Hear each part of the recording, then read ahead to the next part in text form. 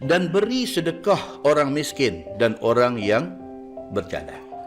Allah Subhanahu wa taala sebut dalam ayat ni, hak orang miskin apa dia? Dibantu. Bila ada orang miskin, bantu. Bukan suruh kita bantu semua. Banyak mana kita boleh bagi. Boleh bagi RM1 pun bagi. Kalau 100 orang pakat bagi seorang RM1, dia dah dapat RM100. Boleh bagi RM10. Kalau ada 100 orang bagi seorang RM10, takkah itu menyenangkan dia? Berat sama dipikul. Muslimin dan muslimat yang dirahmati Allah sekalian.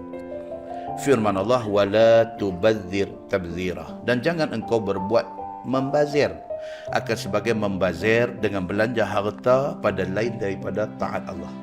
Kita disuruh bersedekah, kita dilarang daripada membazir. Pasal apa?